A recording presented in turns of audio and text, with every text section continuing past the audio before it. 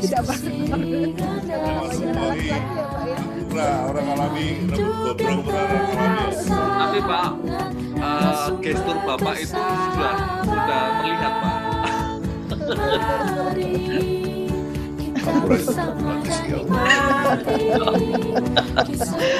Saya adalah alumni yang mumpuni dan berprestasi. Guru Pak Guru Bahasa Prancis ditugaskan oleh Ibu Kepala Sekolah untuk berdiskusi. Stay tuned on Namche Podcast. Halo Sobat Muda Wijaya semua, jumpa lagi bersama kami, Madam Arni, dalam acara yang akan mengupas tuntas semua permasalahan kalian bersama narasumber yang keren dan kompeten. Ya, voila, Namche Podcast, we talk about us. Pada kesempatan kali ini, kita sudah kedatangan alumni dari SMA Negeri 6 Yogyakarta. Podcast pada pagi hari ini masih dalam rangkaian hari ulang tahun SMA Negeri 6 Yogyakarta atau yang biasa disebut dengan NAD, Namche Anniversary Day. Pagi ini kita kedatangan alumni bukan sembarang alumni. Alumni yang datang pada pagi hari ini adalah alumni yang mumpuni dan berprestasi. Sudah hadir bersama kita yaitu yang pertama Bapak Inspektur Jenderal Polisi Purnawirawan Dr. Andes Sidarto Danusubroto SH. Selamat pagi Bapak. Selamat pagi. Dan narasumber kita yang kedua yaitu Bapak Toto Sediantoro MBA. Selamat pagi Bapak. Selamat pagi semuanya. Sedikit kita berkenalan dengan narasumber yang sudah datang pada pagi hari ini. Bapak Sidarto Danusubroto merupakan alumni dari SMA Negeri 6 Yogyakarta. Beliau menempuh pendidikan di Fakultas Ekonomi UI, PT IKA, Seskopol, International Police Academy di Virginia, United States. Kemudian juga menempuh pendidikan di US Naval Training School Norfolk pada tahun 1964 dan anti teror di Fort Bragg tahun 1964, Sesko Gabungan 1977. Di usianya beliau yang 84 tahun ini, beliau masih terus semangat, terus sehat, dan 56 tahun dilakoni sebagai abdi negara. Begitu ya Bapak ya. Beliau pernah menjadi politisi di DPR, dan kini beliau masuk ke dalam tim penasehat Presiden. Penghargaan yang pernah beliau dapatkan yaitu Bintang Mahaputra Adi Pradana dari Presiden Susilo Bambang Yudhoyono tahun 2014, dan penghargaan dari MURI sebagai abdi negara terlama 56 tahun mengabdi pada Agustus 2020. Luar biasa sekali Bapak ini, benar-benar alumni yang menginspirasi, begitu ya. Kemudian narasumber kita yang kedua yaitu Bapak Toto Sediantoro. Bapak Toto Sediantoro merupakan lulusan dari SMA Negeri 6 Yogyakarta tahun 1986. Beliau merupakan lulusan Magister Manajemen UGM tahun 2009 dan sudah melalang buana 25 tahun di dunia IT. Sejak Astragrafia, Metrodata, Sun Microsystem, IBM, dan sekarang ini beliau berbisnis usaha dengan nama PT Multi Informatika Solusindo yang bergerak di bidang IT dan pabrikan e-kios untuk layanan mandiri, digital signage, transaction self-service, vending machine, dan yang lainnya. Beliau aktif di berbagai organisasi, yaitu klub otomotif, asosiasi MC, ketua alumni, beliau merupakan ketua alumni dari SMA Negeri 6 Yogyakarta, dan ketua alumni IG Gama UGM, Ikatan Mahasiswa Geografi ya Pak ya, UGM, kemudian ketua LSP SDMT IK, ketua LSKMC, dan sekretaris jenderal Lembaga Kajian Nawacita. Baik, itu dia perkenalan atau sedikit profil mengenai narasumber yang sudah datang pada podcast pada pagi hari ini. Baik, Bapak Sidarto dan Pak Toto mengawali ngobrol-ngobrol kita atau diskusi santai kita ya Pak ya. Pada pagi hari ini saya ingin sedikit membuka memori Bapak tentang SMA Negeri 6 Yogyakarta atau NAMC. Bagaimana perasaan Bapak dulu saat pertama kali diterima di SMA Negeri 6 Bapak? Monggo bisa diceritakan mungkin supaya Sobat Muda Wijaya di rumah semua ini bisa tahu bagaimana perasaan Bapak pada saat itu. Ya, bisa saya mulai? Oke Bapak, Nah, monggo. Oke, silakan Pak. Ya, ini saya bicara dengan Ibu Kepala Sekolah ya. Tidak Bapak, saya guru bahasa Prancis Bapak di sini. Waduh, aku rasa Prancis jauh. Saya guru Pak, guru bahasa Prancis, Dan- ditugaskan oleh Ibu Kepala Sekolah untuk berdiskusi bersama Bapak. Kebetulan Ibu Kepala Sekolah, Di depan bilangnya ini Pak, je ne sais pas le français Pak. je ne parle pas le français.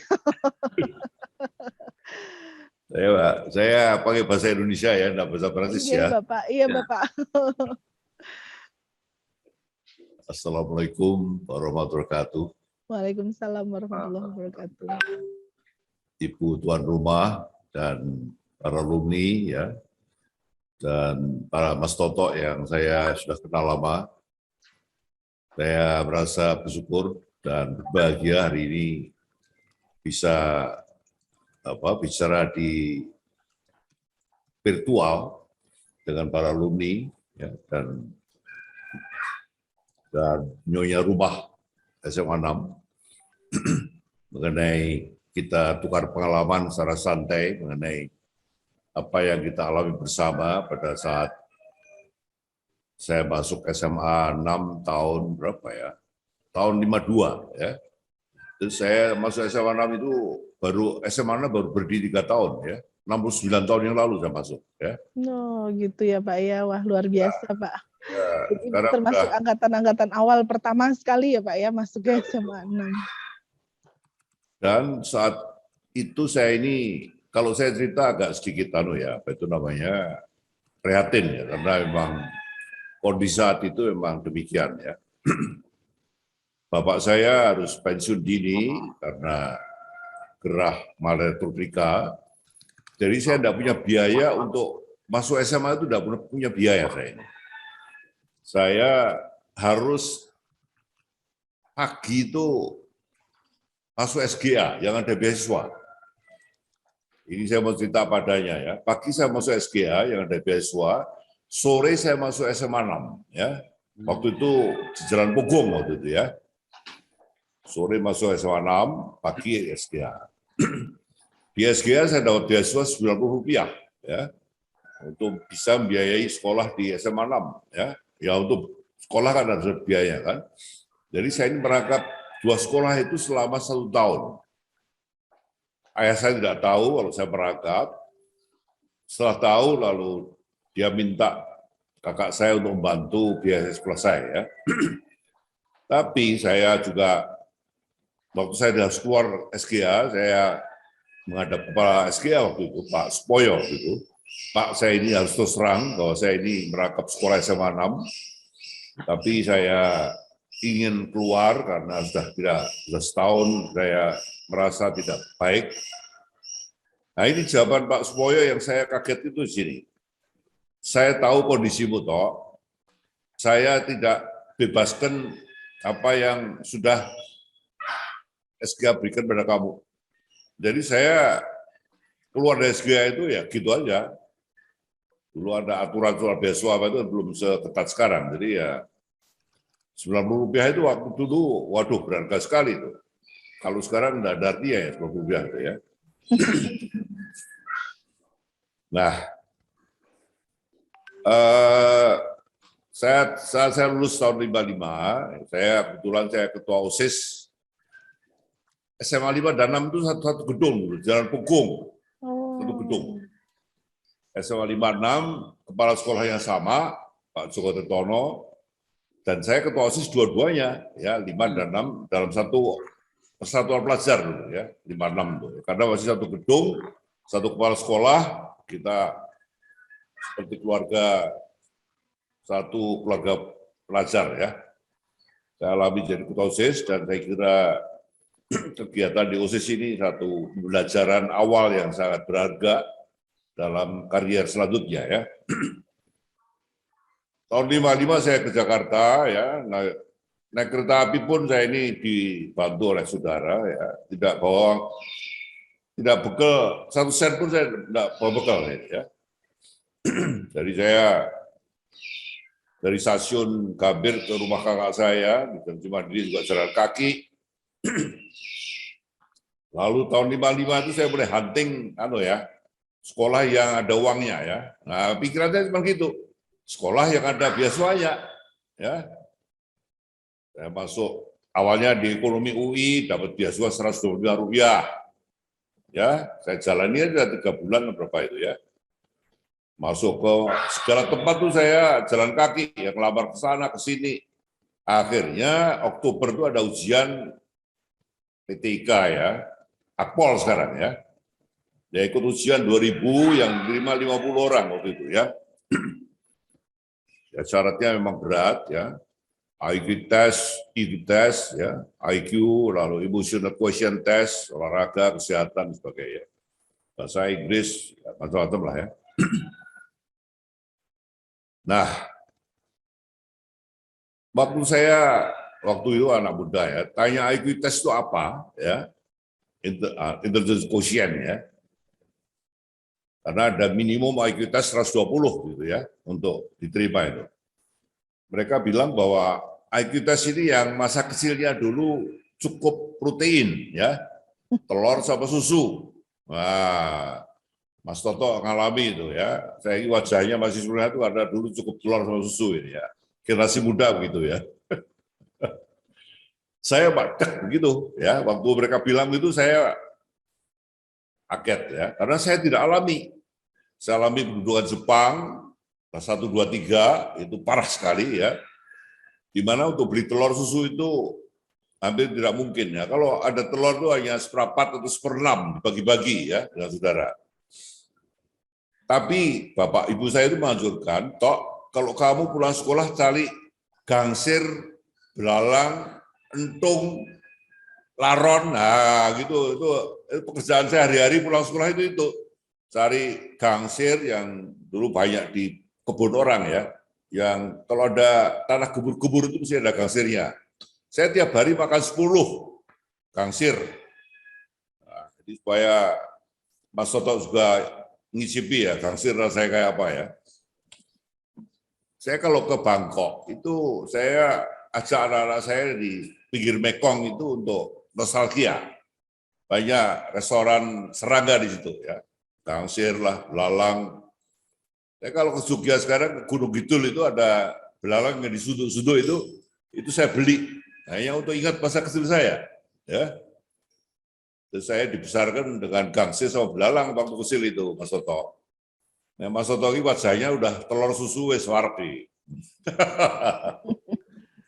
Ya, zaman milenial Pak saya, Pak. Ya, udah beda lah ya. Itu era zaman Jepang tuh 1, 2, 3 saya alami ya dulu. Pagar besi itu diambil Jepang untuk perang Asia Timurnya, rel kereta api, apa itu dijeboli kabeh. Ya, dulu ada rel kereta api Jogja Magelang, itu dibongkar juga oleh Jepang untuk bikin tank, untuk bikin perang itulah ya. Tapi alhamdulillah saya diterima dari 2000 saya diterima hanya 50 ya di PTIK Serangkol tahun 55 ya. Saya jalani 3 tahun di Bakolreat, lalu 2 tahun dari Kapolsek Tangerang, Cabang Kulon, Kapolsek. Lalu Dr. Asudi, lalu kemudian karier pertama saya jalani di Kapolres Tangerang sebagainya.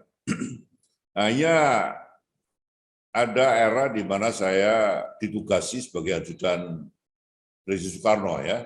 Pasca Semar, itu tahun 66 ya. Beliau masih di istana, saya dampingi beberapa bulan, tapi beliau lalu mengalami tahanan kota ya. Tahanan kota ini 6 bulan saya dampingi, karena beliau dari Jakarta Bogor. Kalau ke Bogor harus minta entry permit dari Kodam Siliwangi, exit permit dari Kodam Jaya. Kalau di Bogor, Bung Karno, untuk ke Jakarta, karena tahanan kota, harus minta entry permit dari Kodam Jaya, exit dari Kodam Siliwangi. Ini saya lakukan selama 6 bulan ya. Lalu 6 bulan berikutnya saya dampingi sudah tahanan kota, tahanan rumah. Nah ini yang agak parah ya. Tahanan rumah, di mana putra putri kalau ke mana nengok ayahnya harus pakai izin ya. Beliau meninggalkan Istana Merdeka itu tidak membawa uang 1 sen pun ya. Itu saya saksikan sendiri ya. Karena beliau melarang HPH ya. Hak pengusaha hutan waktu itu beliau larang ya. Selalu bilang begini sama saya, Tok, yang punya paru-paru dunia itu hanya Brasil, Kongo, sama Indonesia. Tanpa kita babat hutan, dunia butuh paru-paru Indonesia. Itu Soekarno itu. Yang kedua, sumber daya alam juga belum dibuka, belum ada modal asing masuk. Waktu itu ada pressure mengenai Freeport, itu ditolak. Beliau sampaikan, beliau sudah kirim ribuan orang ke luar negeri, ya, ke Amerika, ke Eropa, dan sebagainya. Beruntung saya ke Amerika, yang ke Eropa Timur sama Rusia banyak yang tidak bisa pulang ya. Nah itu beliau mengatakan, saya hanya membuka sumber daya alam Indonesia kalau putra-putra terbaik bangsa sudah pulang dari luar negeri.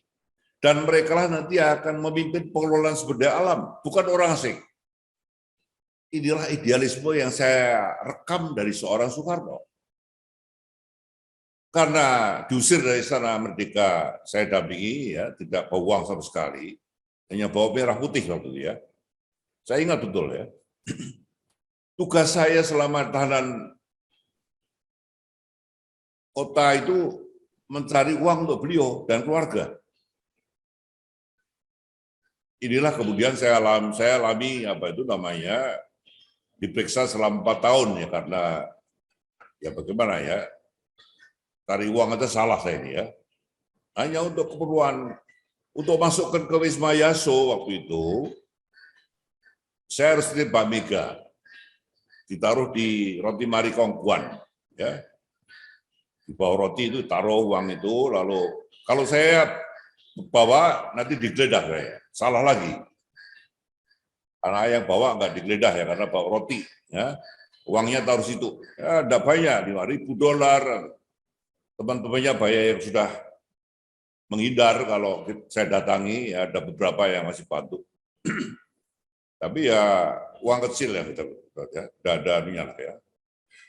Saya lihat putra putri Mbak Mega, Mas Guntur yang dikeluarkan dari ITB, lalu Mbak Mega di demo di UNPAD harus keluar juga.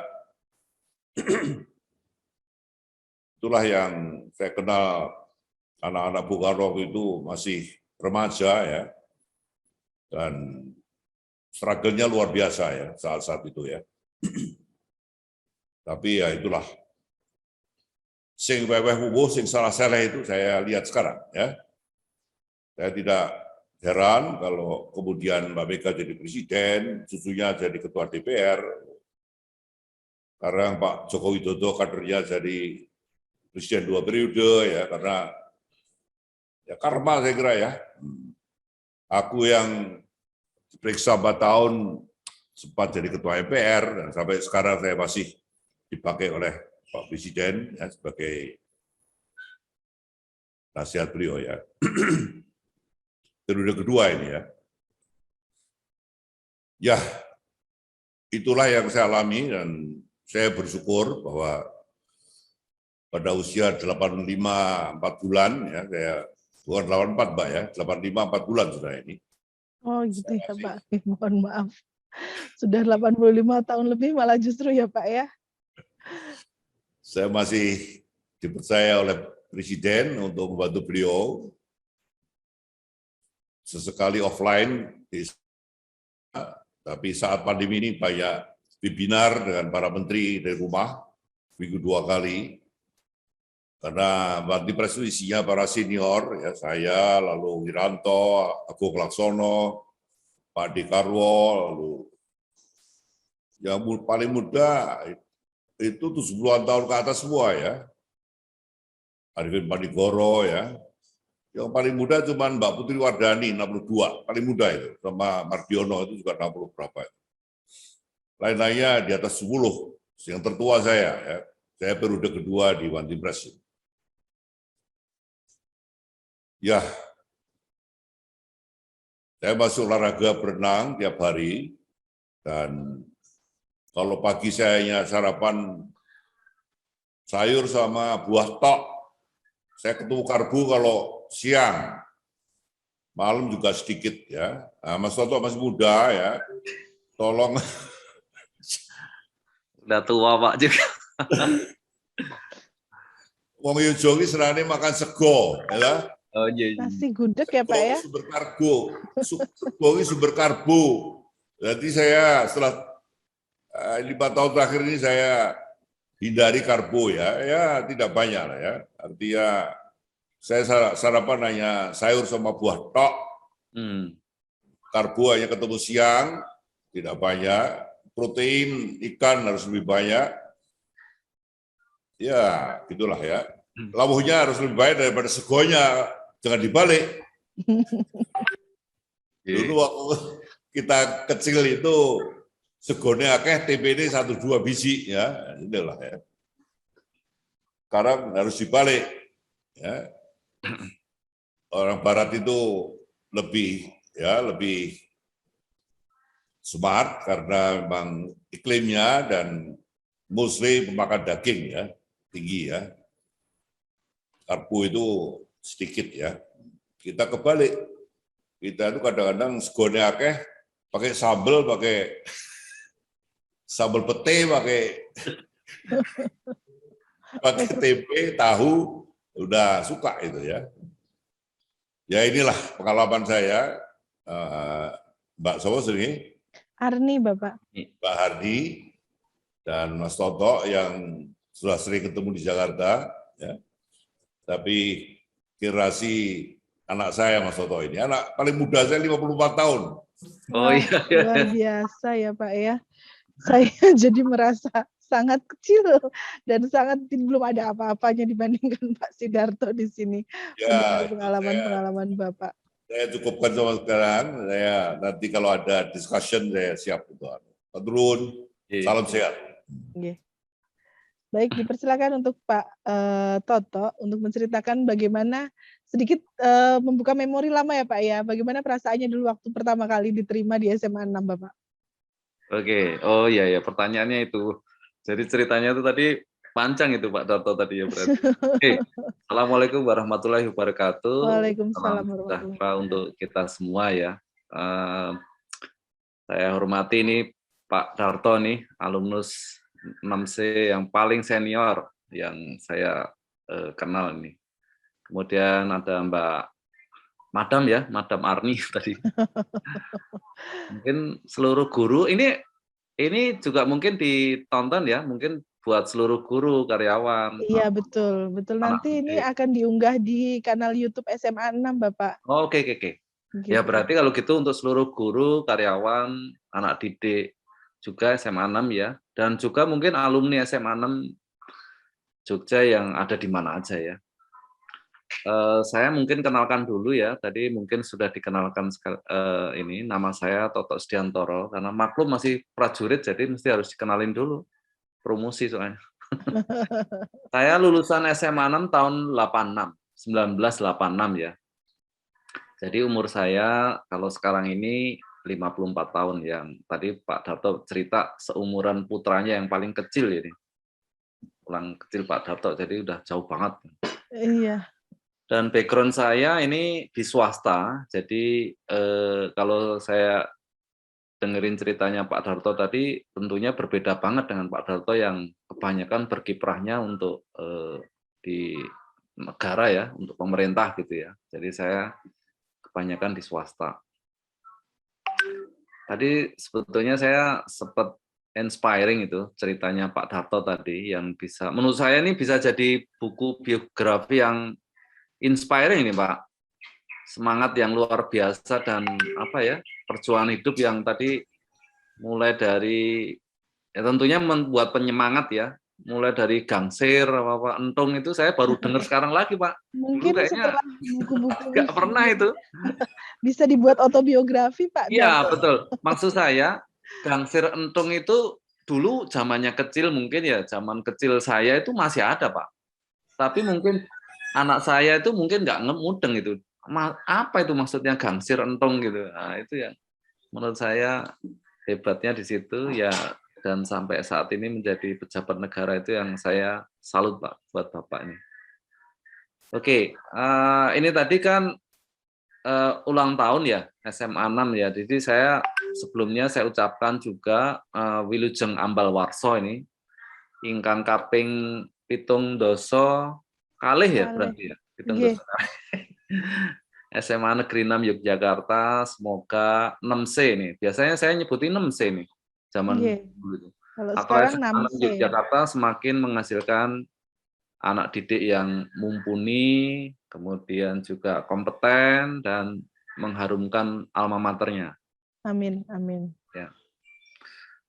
Jadi kalau tadi pertanyaannya tadi ya, waktu zaman dulu itu memori itu senang apa enggak waktu masuk di SMA 6. Nah ini zaman dulu tuh setahu saya ya, pilihan SMA 6 itu masih boleh memilih ya. Kalau sekarang kan hanya boleh, maksudnya boleh memilih ada beberapa sekolah negeri kalau enggak salah. Karena waktu itu saya daftar di beberapa sekolah negeri karena dia jadwal ujiannya masuk itu berbeda-beda, terpaut gitu.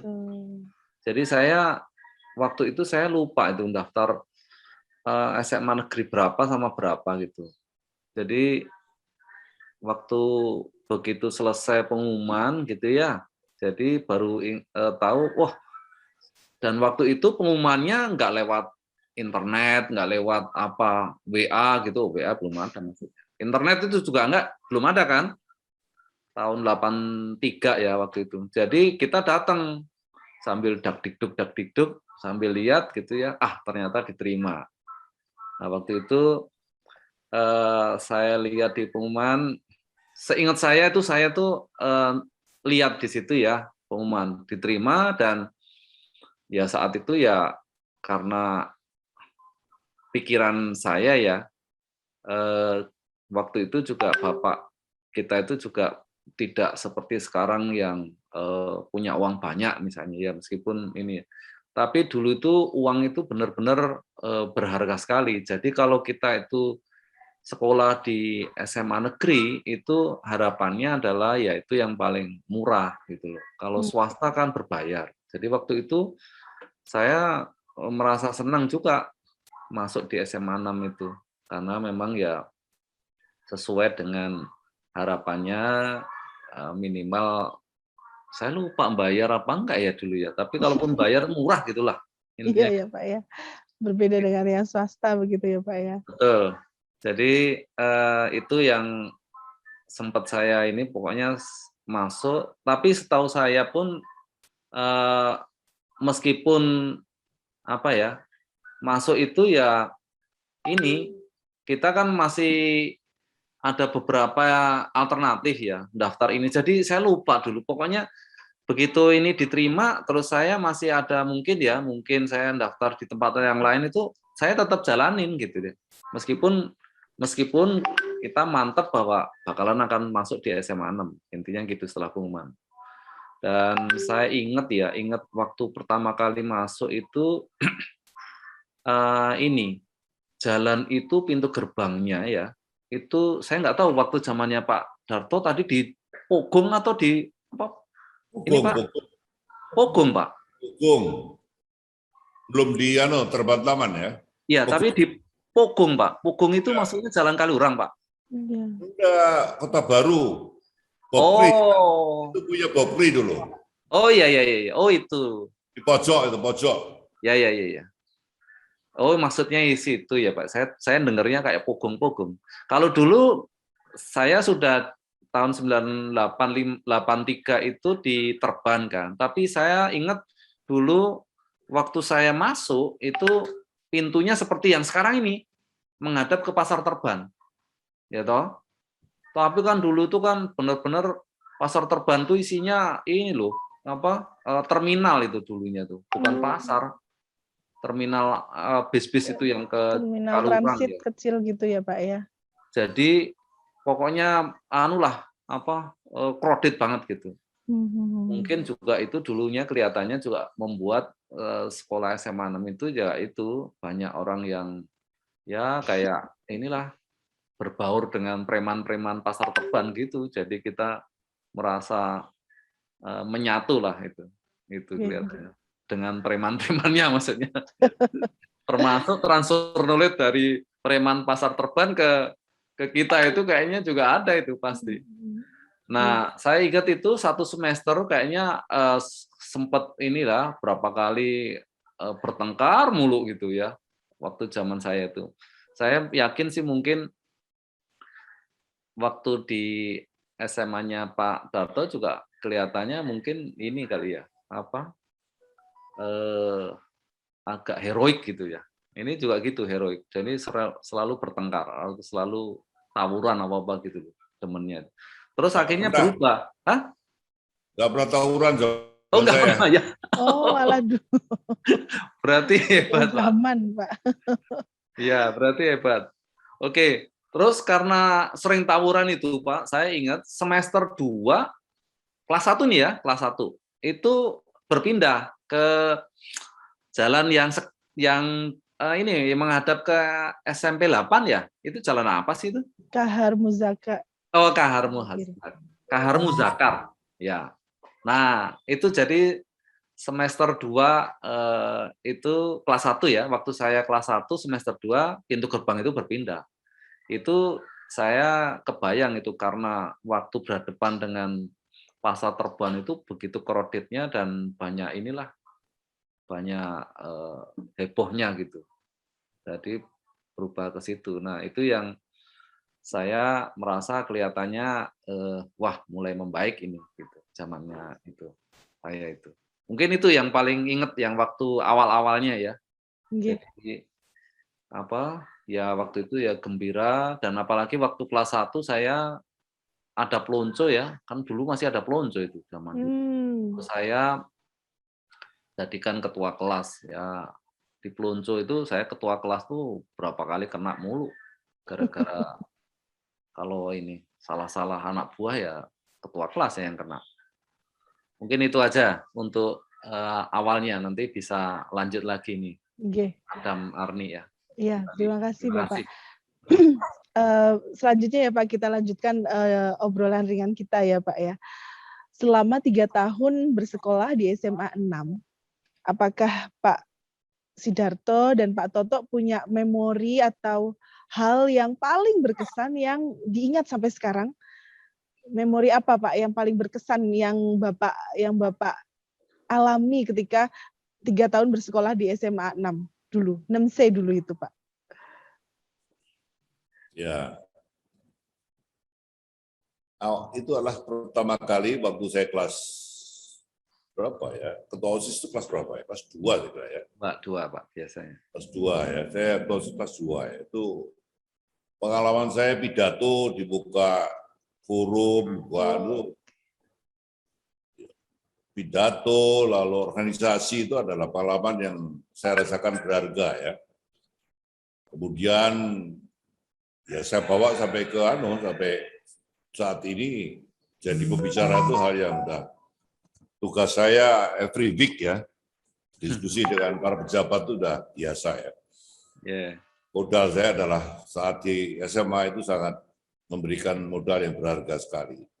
Saat P3 saya juga di Senat, lalu saat Seskopol saya juga pimpinan Senat juga. Jadi mungkin itu adalah ridho Allah ya. Lalu 2 kali jadi Kapolda kayak di Sumatera Bagian Selatan tahun 86. Mungkin Mas Toto lagi lulus itu. Lulus. Ya, Saya baru lulus, Pak. 1 tahun itu, Pak. Ya, 86 tuh baru lulus, Pak. Ya, saya 86, 88 saya Kapolda 4 provinsi waktu itu ya, di Subaksel. Dulu pangkat 2 bintang itu baru 12 orang, sekarang ratusan, akeh banget. Ya. Jadi saya dulu pangkatnya Maijen Pol, bukan Irjen. Karena Irjen itu sekarang ratusan, kalau dulu Maijen itu hanya 12 orang ya. Kapolda Jawa sama luar Jawa yang 4 provinsi, sama Deputi ya. Nah, jadi setelah lulus, setelah pensiun dari ABRI waktu itu ya, saya terjun ke politik karena saya mengalami Kapolda saya itu waktu itu powerless ya. Saya dulu kalau ada di mana itu di Jambi ada kasino, digerebek sama polisi ya atas perintah saya, oh itu welfare ya. Welfare untuk saudara tua, ya bebas lagi. Iya, waktu saya Kapolda Jabar saya nangkep 40 atau 50 truk smuggling, welfare lagi. Ya bolak-balik welfare gitu lah pokoknya. Di Palembang tuh saya pernah mau nangkep Bapak Dutan yang sekarang salah satu orang terkaya di Palembang ya.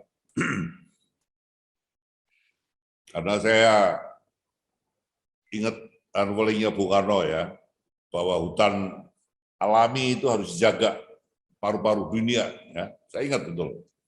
Jadi saya melihat kelakuan seorang pengusaha yang babat di hutan ya, itu mau saya tangkap. Tapi lalu diperingatkan oleh Intel di sana, Pak Darto, Kapolda yang dulu tidak ada yang menyinggung nama H ya, saya harus sebut namanya, itu namanya H sekarang kaya sekali. Tapi sudah umurnya 80, tapi sudah jalannya udah pakai tokat ya, saya pernah temui. Kalau Bapak menyinggung H ini, dalam bulanan Bapak akan out dari Palembang. Itulah.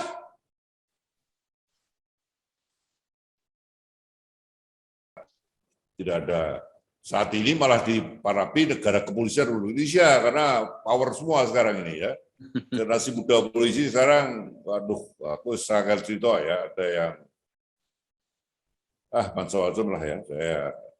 Saat saya dulu karena kita tidak power, ada baiknya lah kita tidak mengalami hal-hal yang aneh-aneh ya. Saya juga dapat bintang apa itu namanya Bayangkara yang tertinggi di kepolisian karena tidak aneh-aneh. Ya. Dulu kan zamannya Putin kan paling galak kalau ada panglima atau pejabat polisi yang nikah lagi ya atau nyolong apalah ya, itu pasti dia ya langsung dipindah ya. Bahwa saya 5 tahun selamat itu alhamdulillah ya. Ora konangan lah, pokoknya ora konangan lah ya 5 tahun itu ya. Neter bebas toto ora konangan lah ya. Ya. Nah, ya pokoknya kita try untuk doing the best lah ya. Di Palembang saya sempat bangun masjid, lalu fasilitas olahraga, Wisma Musi, di Bandung juga Geraha Bayangkara lah. Saya bangun ya, masjid juga Al-Aman, lalu lapangan tenis, basket, Wisma Enotor Brata, ya itu semua swadaya ya. Dulu ada Patko, ya. Patko itu jatah untuk Kapolda kalau bangun proyek ya. Tapi saya simpan Patko itu hingga bisa bangun beberapa proyek swadaya ya. Ya itulah pengalaman saya selama dinas, Pak. Tapi itu adalah thanks to apa itu namanya kita belajar organisasi sejak sekolah ya. Terima kasih. Ya, monggo berikutnya Pak Toto bisa bercerita tentang hal yang paling menarik gitu. Apa kesannya selama 3 tahun bersekolah di Indonesia ya? dulu, Pak? Oh, oke. Lama. Oke, yang jelas itu waktu zaman SMA ya, kayak ini ya, lagu atau ini Kita Cinta dari SMA. Tapi Oh bukan gitu. cinta ini. Saya sih pengalamannya yang lain, tapi seneng gitu waktu SMA itu. Jadi banyak pengalaman seru waktu di sekolah itu. Saya tadi cerita ya, mulai masuk saya sebagai ketua kelas ya, kelas 1 itu. Dan saya ingat sampai sekarang itu apa? Karena waktu di Pelonco yang saya lupa ya 3 hari atau 5 hari ya melonco itu ya. Itu saya sebagai ketua kelas karena salah apa gitu ya, itu disuruh makan beberapa lombok oleh senior. Dulu kan Wah, ini Pelonco itu kan nggak kira-kira gitu. Sama senior atau sama inilah yang kakak kelas gitu. Jadi saya pikir kan ini senior, itu yang disaksikan banyak orang ya. Maksudnya ya semuanya pada kenain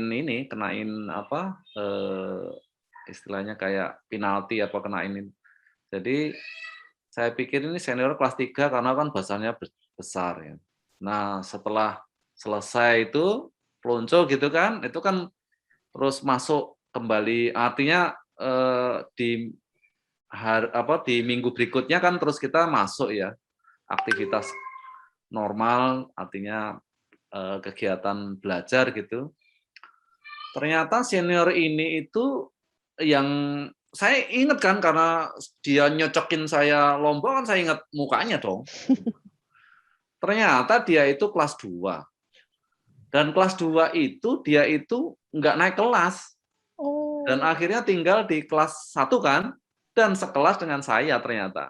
oh, Saya ingat saya kan ketua kelas 115 ya. 15, saya habisin itu langsung. oke. Gimana? Ternyata dia itu nggak naik kelas dan intinya dalam satu Iya, kelas yang iya, Pak. sama Jadi gitu. Wah, satu letting ya, Pak ya? iya, saya omelin aja dia itu. Kan dia kan saya suruh kan badannya besar, nggak mau, kamu duduk depan gitu. Dulu kan ketua kelas boleh milih, boleh nyuruh. Meskipun dia badannya besar, enggak duduk depan gitu. Sebetulnya saya ingat karena dia itu sering bolos, jadi saya disuruh sama Pak Wali kelasnya untuk itu tolong saya lupa namanya Agung apa siapa gitu. Itu duduknya suruh depan. Jadi saya tuh gayanya pede aja. Karena sebetulnya saya disuruh Pak Wali kelas gitu. Iya, iya, Saya iya. suruh duduk depan gitu. Intinya itu. Pokoknya inilah jadi ketua kelas waktu itu pede habis ngadepin dia. Oke. Ya udah ini. Nah, itu yang saya ingat sampai sekarang. Kemudian dulu itu saya gondrong nggak kayak sekarang ya. Jadi saya ingat dulu saya agak bukan keriting ya, memang kribo kayak gitu. Kayak Ahmad Albar gitulah. Oh, Keriting gitu. tapi dulu itu ngetren pada zamannya ya, Pak ya? Nggak tahu juga ya, tapi artinya soalnya dulu kan di Namse itu kayaknya gondrong itu boleh ya, lupa saya itu. Dulu gondrong boleh apa enggak ya? Setahu saya boleh itu dulu. Oke, Soalnya ada yang oke. rambutnya gondrong-gondrong gitu. Nah, saya kebetulan dulu sukanya itu naik gunung. Jadi ikut grupnya namanya MWHC. Saya nggak tahu sekarang MWHC itu ada nggak ya? Masih ada Bapak Oh, MWHC masih dan ada ya. namanya tetap MWHC. Oh iya iya iya betul betul. Saya ikut grup MWHC. Nah, MWHC itu dulu sering tuh kalau hampir tiap minggu atau inilah ya tiap bulan itu ada ya bikin event apa itu ikut. Termasuk sebetulnya di situ ikut lomba dari sekolah yang macam-macam itu ya kebanyakan yang pecinta alam gitu. Banyak mewakili lomba, mau baris berbaris, napak tilas. Saya ingat napak tilas di Ponorogo yang jalannya itu hampir nggak tahu puluhan kilometer gitu ya. Sampai ke Solo, sampai ke Wonogiri gitu. Itu juga saya ingat itu zamannya SMA. Terus yang ingat lagi itu sering bolos pelajaran. Ini saya nggak tahu itu zaman dulu tuh soalnya kayaknya kakak kelas tuh zamannya juga sering bolos gitu ya. Jadi kita itu cuman ngikut yang di atasnya doang. Kok dia kok sering padahal dulu tuh kantinnya kan di belakang ya. Iya. Kita itu seringkali cuma nongkrong di belakang ngobrol-ngobrol gitu. Cuman herannya ya waktu itu kok jarang guru itu ngecek ke warung ataupun kantin di belakang. Yang jelas kita cekakaan nggak karu-karuan di situ. Nah, tadi Pak Darto bilang ya ora konangan sama guru-guru itu. Itu yang saya heran. Ini jadi membuka memori ya Pak ya, Iya. jadi ada nostalgia gitu ya Pak ya. Ya. Oke. Itu pengalaman apapun hal-hal yang seru lah ya. Iya. Oke, kembali Baik. ke Mbak Madam. Enggak, terima kasih Bapak. Nah, dari cerita-cerita Bapak itu tadi kan memang Pak Darto dan Pak Toto itu ada background atau pengalaman berorganisasi, dan tentu saja dalam berorganisasi tersebut itu tentu saja berprestasi gitu ya Pak ya, mengusahakan supaya dalam masa 3 tahun itu Bapak mencapai prestasi. Tantangan terbesar apa Pak yang Bapak hadapi ketika Bapak ingin menunjukkan suatu prestasi di sekolah begitu? Misal Pak Darto dulu kan ketua OSIS nggak main-main ya di 2 sekolah sekaligus ya Pak ya, di SMA 5 dan di SMA 6 sebagai ketua OSIS itu bagaimana tantangannya Pak? Ya, aku ora iso nakal mergo ora duwe tau. Tapi nalurinya ada tidak Pak? Untuk kesana Ya, namanya maksud anak laki-laki ya Pak ya? Aku orang ngalami rambut gondrong, orang ngalami ya.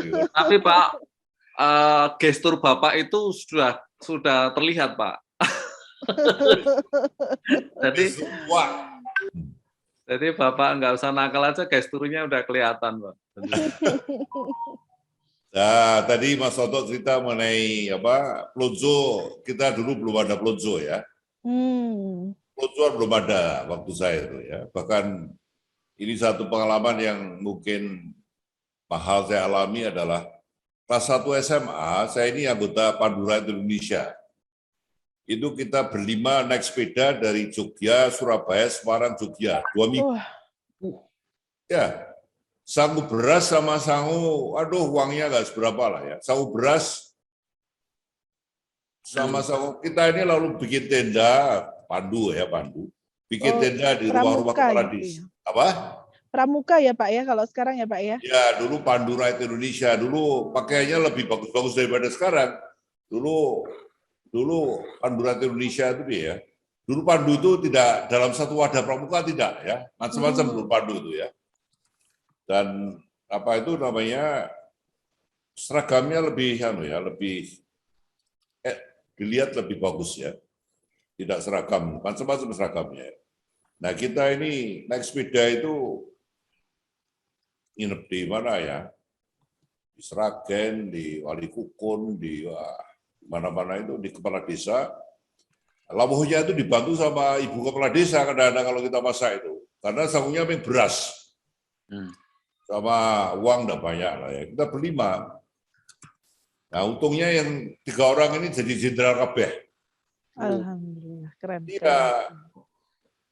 Radi, itu teman saya itu komandan kapal selam, lalu jadi atase yang terlaut di Roma, saya datang ke sana. Terakhir dia bintang 2 di angkatan laut juga ya. Sama Subono ya, juga kemudian kerja di Sekmek. Di Surabaya, sepeda saya patah ya, patah asnya itu patah ya. Dibantu sama dulurku yang Surabaya sing sugih. Ya, karena anaknya dari Bea Cukai, orang tuanya Bea Cukai lah ya. Bantu karena saya tidak punya uang.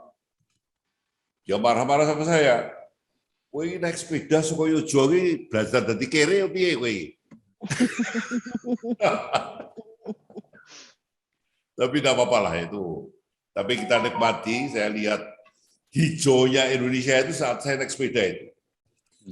Di mana sekarang hijau itu baru kelihatan kalau naik jalan tol ya. Kalau naik jalan yang kita lalui dulu itu sekarang udah ketutup oleh rumah-rumah dan pertokoan ya. Kalau kita Jogja Solo itu kalau jalan biasa sudah dulu masih belum mobil sepi dan rumah toko belum sebanyak sekarang. Jadi naik sepeda itu kita nikmati hijaunya Indonesia seperti kita naik tol sekarang ya. Ya itulah pengalaman saya yang sangat Mungkin orang nggak percaya kalau saya naik sepeda itu sampai sejauh itu. Kalau saya cerita sama anak putuku, mereka gelek kepala aja. Yang ini kok sengsara banget sih hidupnya dulu. Sengsara. Ya. Oke, monggo. Oke, monggo Pak Toto. Bagaimana Pak Toto? Kalau dulu sudah ada macam lomba-lomba semacam itu, sudah ada atau belum ya Pak ya? Lomba antar sekolah, menunjukkan prestasi antar sekolah, begitu itu sudah ramai atau belum Pak? Siapa nih? Pak Toto. Pak Nggih. Toto dulu. Yang lomba itu tadi. Nggih, lomba. Kemudian kan untuk menunjukkan itu kan berarti Namse harus berprestasi begitu. Itu tantangannya apa Pak? Oh iya. Oke. Saya apa ya tantangannya? Saya sih ingatnya kalau yang sekolah itu sebetulnya waktu itu tantangannya itu gini. Saya ingat kan sering bolos tuh. Ingatnya kok bolos, ingatnya itu. Tapi yang bolos ya naik gunung gitu ya. Tapi setelah kelas 3 itu tuh saya merasa insaf itu. Merasa insaf maksudnya tuh ya hampir beberapa teman kita yang segeng gitu merasa insaf bahwa kita itu kan nggak bisa terus bolos terus nggak pernah sekolah nggak dengerin guru apa gitu ya. Kelas 3 itu kita terus berpikiran untuk supaya kita itu bisa masuk UGM dulu pengennya kan universitas gitu kan. Jadi kita sudah mulai tuh meskipun ikut di pelajaran sekolah, tapi kita itu setahu saya ada grup ya, atau mungkin banyak gitu, ikut bimbingan belajar supaya masuk universitas. Jadi begitu kelas 3 itu ya saya tantangannya itu adalah gimana supaya kita bisa dapat universitas yang negeri ya terutama, negeri yang baik. Dalam waktu itu pikirannya ya UGM lah, wong kita orang Jogja kan. Saya orang Jogja, jadi pengennya masuk itu. Jadi, apalagi dulu saya ambil jurusannya itu IPA ya, dulu tuh adanya cuma 2 jurusan, IPA atau IPS. Dan saya pas ambil IPA ya, jadi untungnya waktu begitu kelas 1, 2 itu sering keluyuran apa-apa gitu, kelas 3 itu yang satu grup yang IPA itu kok ya kompak, ya udah kita harus belajar bersama, ya rajin gitu ya. Istilahnya tuh sering ini. Saya kebetulan senang matematika, jadi sering belajar matematika dan mengerjakan soal tuh ada banyak teman yang ini. Jadi tanya sana, oh gini ya. Jadi kita semangat tuh. Dengan semangatnya belajar matematika bersama itu jadi semangat kita untuk ini. Kemudian pada saat itu dukungan sekolah sendiri bagaimana Pak? Untuk anak-anak yang berjuang mencapai prestasi, misal ada anak yang berprestasi membawa baik nama sekolah. Bentuk dukungan sekolah pada saat itu seperti apa Pak? Mungkin Bapak masih ingat pernah lomba apa, juara berapa di mana, kemudian sekolah memberi support apa, misal berkegiatan seperti tadi Bapak Pak Sidarto mungkin pas kegiatan pandu begitu ya Pak ya, apakah ada dukungan dari sekolah Pak semacam itu? Wah, nggak ada. Zaman saya itu zaman prihatin. Sekolah juga penuh dengan keterbatasan lah. Iya, betul. Kalau zaman ini Mas Toto ini masih ada kesempatan nakal-nakal sini ada ya waktu SMA ada, ya. tapi transisi Pak. Tawuran dan saya kenal dulu, betul nggak saya kenal. Ya karena era saya itu era anak-anak itu penuh dengan saya ini zaman pendudukan Belanda ya, itu SMP ya. Tahun 48 itu saya SMP ya. Pendudukan Belanda itu saya jual rokok. Di jalan, tenan, kakak saya 2 orang keluar kota ya ikut perjuangan. Saya membantu orang tua karena orang tua kalau kerja sama Belanda itu dicap kooperator waktu itu, jadi nggak kerja. Saya jualan rokok di pinggir jalan ya, buka lapak itu ya. Sehari bisa store sama orang tua Rp50. Ya lumayan lah ya. Adik saya yang sekolah di SMP 5 SMP 5 itu dulu SMP Putri dulu ya. Itu Oh, jualan apa ya? Dawet atau apa waktu itu. Ya pokoknya kita berdua masih kecil-kecil tapi sudah pandai jualan. Orang sempat nakal kayak Mas Toto. Kapuran orang sempat boleh gondrong.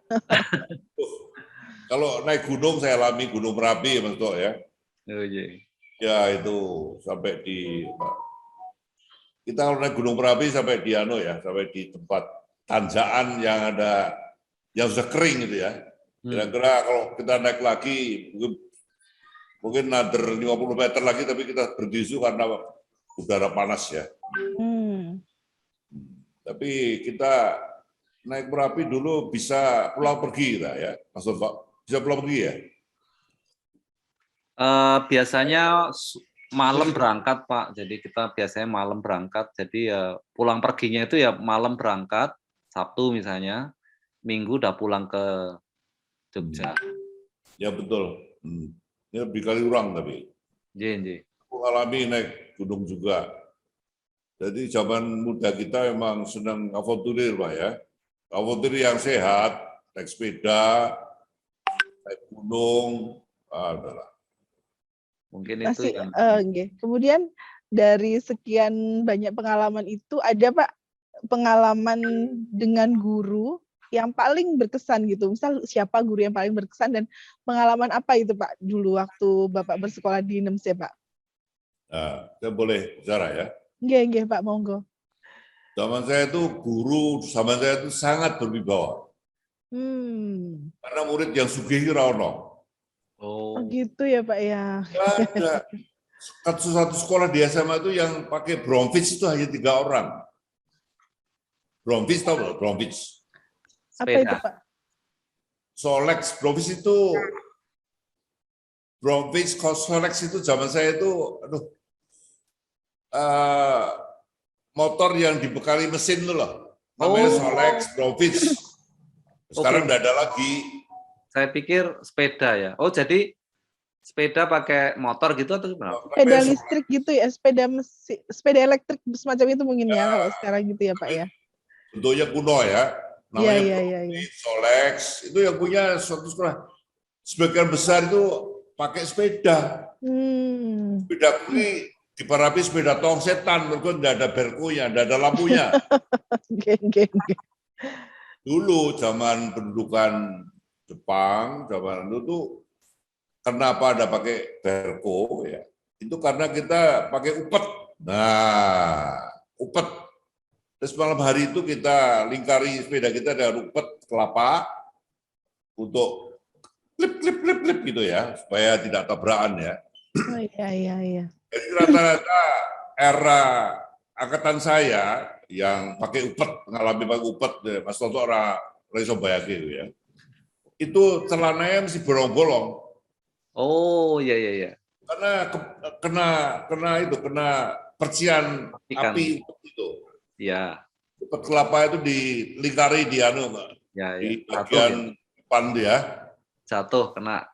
Itu selalu percikan itu kena celana kita. Nah, itu tipikal anak dulu itu celananya bolong-bolong kena api upet itu. Mas Toto itu zaman Spanja jadi serang alami upet barangkali. Motor Pak.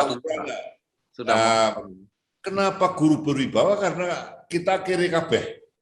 Roto-roto itu. Kita orang-orang tidak punya ya. Yang punya berolahraga 3 orang, bayangkan sekarang ini anak SMA naik mobil gimana? Iya, betul. Gurunya naik sepeda motor, muridnya pakai mobil. Ya toh? Ya. Jadi lalu kadang-kadang muridnya digdoya di situ. Zaman saya terbalik. Kita naik sepedaku diparati sepeda tong setan karena nggak ada lampunya. Pernah dengar sepeda tong setan?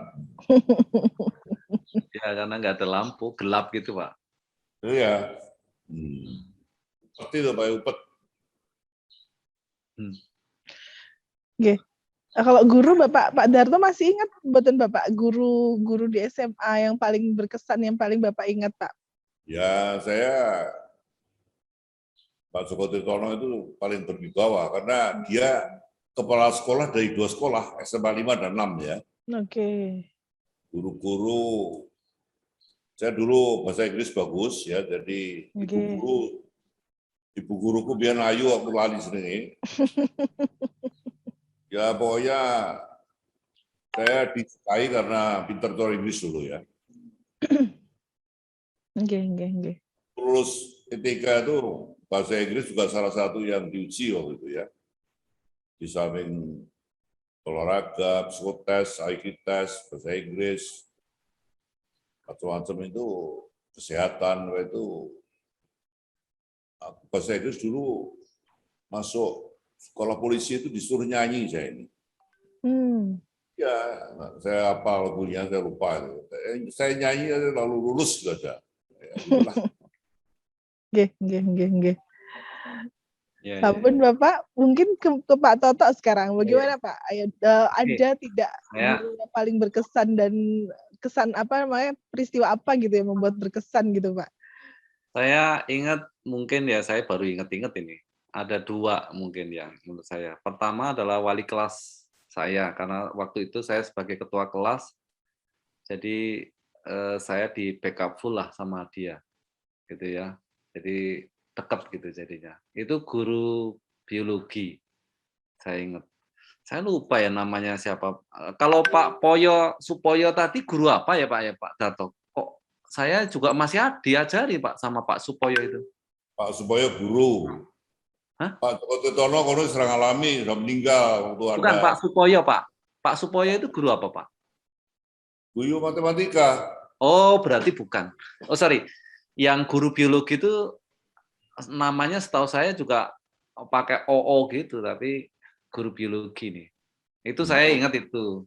Jadi orangnya juga. Iya lupa. Guru kita dulu. Iya. Dan gurunya itu humble dan seneng gitu kayaknya. Enggak tapi ini. Kan muridnya udah sugih-sugih. Zamanku Raono murid sugih Raono. Ya. Dulu. Jadi guru berwibawa. Sekarang kan guru kan kalah wibawa sama murid yang sugih kan. Aneh sekarang ini. Karena kalau dulu Pak itu si Agung yang pernah meluncur saya masukin Lombok itu Pak. Dulu anaknya Pak Pranowo itu ketua DPR di Jogja. Jadi gurunya itu juga bukan nggak mungkin ya, artinya dia menyuruh atau apapun itu melalui saya. Makanya akhirnya saya dekat sama Pak Wali kelas itu yang membuat saya juga, toh ini kamu disuruh gini, ini gini, nah itu aja. Nah itu yang saya akhirnya kan dekat jadi sama dia, karena itu tadi sebetulnya dengan satu anak si Agung itu, saya ingat namanya Agung Pranowo itu, jadi dia kan merasa mungkin ya kaya, merasa juga bapaknya berpengaruh gitu kan, jadi guru-guru juga pada sungkan. Gitu. Iya. Intinya itu. Nah, itu saya ingat dengan wali kelas saya. Terus yang kedua, saya ingat itu ada satu guru primadona.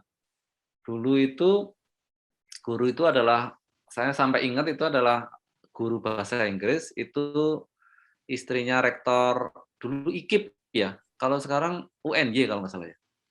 Universitas Negeri Yogyakarta ya. Yeah. Istrinya itu.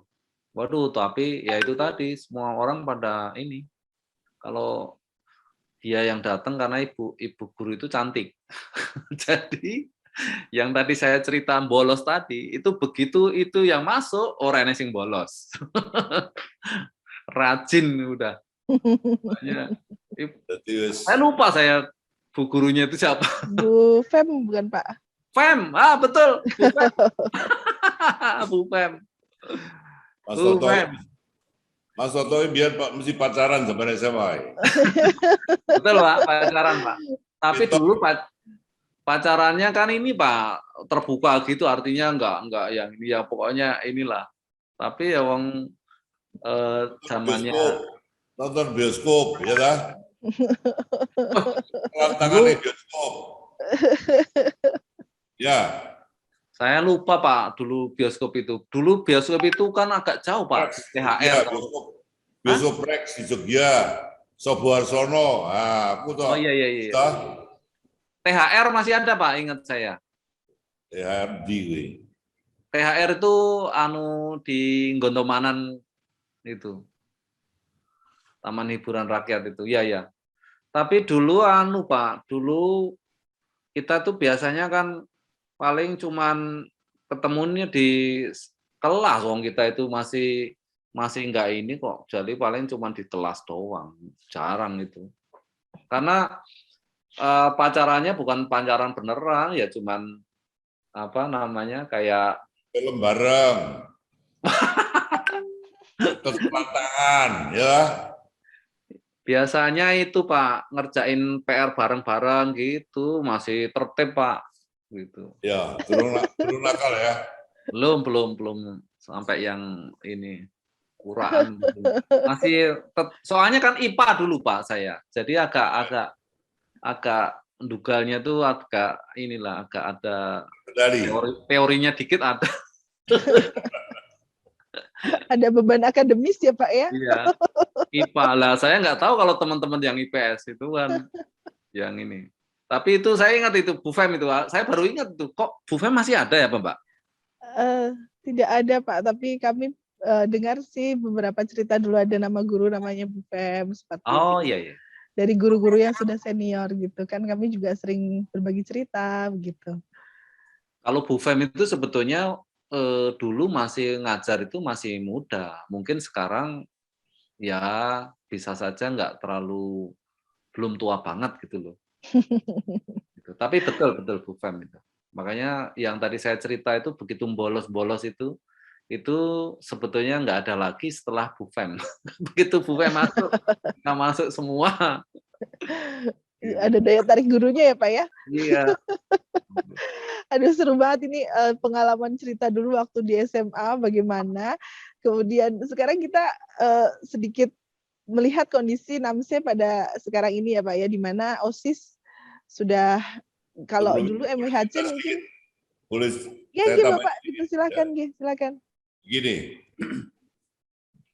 kita harus belajar di Jepang soal sekolah itu ya. Iya. Kalau kita ke Jepang, anak SD, SMP, SMA itu semua ke sekolah itu jalan kaki.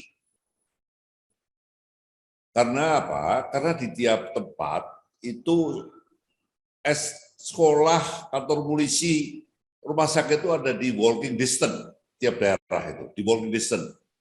Jadi anak sekolah, anak didik itu dilatih untuk jalan kaki ke sekolah, karena tidak jauh. Itulah kenapa guru dan menghormati orang tua dan guru itu bagi Jepang itu sangat dilatih dari muda. Orang Jepang itu soal sopan santun, hai itu ya. Kalau kita jadi tamu di Jepang itu, kita datang, saya sebagai pejabat negara itu, menteri pun nunduk gitu ya, hai gitu ya.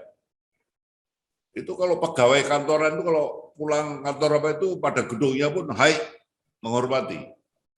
Apalagi guru orang tua dan guru paling dihormati di Jepang, karena dari kecil dia itu dilatih jalan kaki, tidak boleh naik mobil. Semua sekolah itu di dalam jarak walking distance. Nah, kita ini maaf dengan banyak siswa naik mobil ini lalu di bawah guru yang lebih sederhana hidupnya, itu sedikit kadang-kadang kurang mampu mengendalikan anak-anak yang kaya ini ya. Itu aja pesan saya. Ya. Ya baik. Mengerti. Terima kasih Pak Darto atas pendapatnya yang tadi kita sudah utarakan bersama ya Pak ya. Sekarang melihat kalau dulu Pak Darto juga pernah jadi ketua OSIS, Pak Toto juga pernah di MWHC. Kalau dulu mungkin MWHC terpisah dari OSIS ya Pak ya. Kalau sekarang MWHC ya dia masuk di bagian OSIS. Jadi Oh, organisasi itu ada di OSIS, kemudian OSIS punya beberapa cabang, misal Hiking masuk di MWHC, pecinta lingkungan itu nanti ada di MWGSC, semacam itu. Nanti teater juga masuknya di OSIS, semacam itu kan. Dulu ada teater MW gitu ya Pak ya, sama sekarang juga ada, tapi satu wadah yaitu wadah OSIS. Dulu apakah OSIS itu berperan penting dalam pergerakan atau dalam keseharian kegiatan dan menunjang prestasi siswa atau bagaimana Bapak? Kita pernah diundang antar sekolah itu namanya pertandingan cerdas cermat di era di Sugih ya, Radio Indonesia. Waktu itu belum ada TV, belum ada ya. Nah, SMA 6 waktu itu yang saya kebetulan mimpin, ada 5 orang itu ya, saya pilih orang-orang pinter-pinter ya, itu kita juara 1 gitu ya. Seru-seruati ya betul. Itu waktu itu pialanya kita dapat ya, nggak tahu sekarang gimana. Tapi dalam satu acara antar SMA itu kita dapat juara 1 gitu ya. Okay. Semacam Kalau itulah. Pak Toto sendiri bagaimana Pak Toto? Dulu OSIS itu dipandang sebagai organisasi yang bagaimana untuk mengawal siswa untuk berprestasi atau seperti apa Bapak? Oke, saya kebetulan kalau yang dulu memang nggak terlalu banyak di OSIS ya, tapi saya banyaknya di MBAC ya. Di MBAC itu. Jadi meskipun kalau ditanya sekarang saya banyak organisasi yang saya ikutin ya. Tapi waktu di MBAC itu saya ingat ini, misalnya saya naik gunung gitu kan, rasa kebersamaan, kemudian rasa sengsara ya karena dinginnya gunung, terus karena juga waktu itu juga miskinnya makan cuman mie di puncak gunung misalnya, makan mie di puncak gunung itu sesuatu yang apa dulu itu, wah banget itu. Coba kita kan udah susah-susah naik gunung, nanti turun juga ke situ. Coba kalau orang pikir kan dipikir, ngapain lu naik gunung habis itu turun lagi sini? Itu kan rasa kebersamaannya itu tinggi. Jadi saya melihatnya adalah bahwa peran di MBAC ataupun kegiatan itu tuh membuat kita teamwork-nya ya, ataupun brotherhood-nya itu kalau zaman milenial itu brotherhood itu sangat kuat sampai sekarang menurut saya. Jadi Iya. kebersamaan itu teringat gitu loh bahwa oh ini sama-sama pecinta alam sama itu ingat. Itu yang apa perannya itu di situ kuat. Okay. Ketika di SMA sampai Bapak sekarang ini di dunia Bapak belang-lang buana gitu nggih, Pak Darto sudah luar biasa kemana-mana, Pak Toto juga seperti itu. Apakah di sekolah itu berperan dalam memupuk jiwa kepemimpinan Bapak selama ini? Pada saat masa SMA itu penting atau ya bagaimana perannya sampai sekarang Bapak memupuk jiwa kepemimpinan Bapak sehingga Bapak bisa dalam organisasi yang sekarang dapat menempuh pendidikan, dapat menempuh karir yang luar biasa. Apakah ketika di SMA peran sekolah atau peran organisasi itu sendiri bagaimana Bapak? Bahwa sekolah saya itu sangat nempel jadi memori yang saya ingat sampai sekarang ya. Saya ini kalau ke Jogja ya, terakhir ke Jogja kapan ya? Sebelum pandemi saya ke Jogja ya. Saya ini hanya memerlukan kadang-kadang foto di muka HIS Pujokusuman. Nah, sekolah saya di HIS Pujokusuman dulu. Foto di SMP 1 Terbang Taman, foto. Gedung sekolah Pujokusuman, Terbang Taman yang dulu saya alami, Jalan Punggung sekarang sudah dikembalikan ke Popli ya. Terpukung. Tapi saya ini melihat bahwa gedung-gedung sekolah zaman saya sekolah itu masih sama dengan sekarang. Ya, SMA Kota Baru, saya pernah di SMA B3 tapi nggak lama ya, karena ya tadi lalu saya pindah ke SGA tadi ya. Kacau lah waktu sekolah saya. Itu saya ada hanya foto, saya kagumi bahwa gedung-gedung sekolah itu masih awet. Ya, SMP 1 Taman itu masih bentuknya ya begitu aja. Ya paling dicacat gitu ya, atau ditambah ruangannya. Tapi HIS Pujokusuman dulu ada 2 HIS, Pujokusuman dan Jetis dulu ya.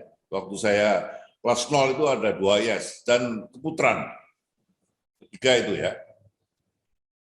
Itu gedungnya ya sampai sekarang masih ada. Saya ini lalu prihatin, kenapa dulu mampu bangun gedung sekolah seperti di Kota Baru, seperti di Taman, seperti di itu saya di SMP tahun 4952 ya, atau 4851 ya, kira-kira itu ya. Gedungnya itu kokoh ya. Sekarang ini kalau bangun gedung sekolah itu 20 tahun masih ambruk. Enggak tahu itu ya. Terus memang walaupun di zaman Belanda ya, itu jadi heritage gedung-gedung itu ya, sekolah-sekolah sama Belanda itu ya. Di Bandung, di Jakarta, saya baru saja meresmikan pos blok. Gedung-gedung kantor pos itu sekarang dirubah menjadi ruang untuk UMKM. Ya, saya meresmikan seminggu yang lalu. Itu bagaimana saya melihat gedung-gedung PTT, ya, kantor pos itu baik di Jogja, di Bandung, di Jakarta, di Medan, Surabaya itu gedungnya itu jadi national heritage. Jadi gedung yang antik yang nilainya sekarang priceless ya, mahal sekali. Itu yang sekarang saya tidak temukan. Kadang-kadang dibangun gedung SD, SMP itu 20 tahun sudah ambruk ya karena banyak bocor di perjalanan ya. Saya tahu lah, saya di DPR 3 periode, saya tahu bagaimana kelakuan di Pagar. Itu saya Pagar angkatan pertama yang bertahan 3 bulan. Ya. Nah, aku kondoi panjang ya. Tapi saya bukan malaikat, jadi saya waktu itu saya pamit sama saya era pertama di DPR, itu angkatan pertama itu pagar saya itu saya di situ ya. Saya saksikan bagaimana APBN itu digrogot itu saya saksikan dan saya minta keluar karena saya bukan malaikat, nanti saya lama-lama akan bisa kena OTT ya. Jadi ya saya milih yang lebih aman nanti ya. Jadi itulah bagaimana event zaman Belanda mereka mampu bangun gedung-gedung yang jadi heritage sekarang ya. Seperti saya buka pos blok di kantor pos Pasar Baru minggu lalu itu gedung itu dibangun zaman Diners ya, 200 tahun yang lalu. Waduh, itu temboknya masih dipakui raiso itu. Ya kantor pos di Jogja yang 0 km kan Bank Indonesia itu masih bagus-bagus itu. Itu yang kita lihat ya. Terima kasih. Ya, Pak Toto, bagaimana Pak Toto? Bentar, tadi pertanyaannya apa tuh, Pak? Ya, apakah pengalaman dulu berorganisasi itu memupuk jiwa kepemimpinan Bapak atau leadership atau mungkin tadi teamwork gitu ya, dan itu berguna sampai sekarang ini Bapak di dunia kerja, di dunia karir Bapak, bahkan mungkin dalam bersosialisasi begitu Pak. Ketika SMA, pengalaman waktu SMA. Oke ya mungkin tadi ya cerita tadi ya kelihatannya memang dulu itu sekolah itu tadi kan cerita ya, itu kan kita grass track aja di situ didiemin, kita bolos enggak ini. Jadi kelihatannya guru ataupun apa ya. Dan saya ingat itu dulu Bu Fem itu malah dikerjain loh, bukan maksudnya diusilin bukan dikerjain maksudnya. Diusilin coba bayangin sama muridnya itu kan ya aneh tuh. Wong guru kok diusilin. Jadi kesannya menurut saya jadi sekolah itu ya hanya sekedar sekolah dan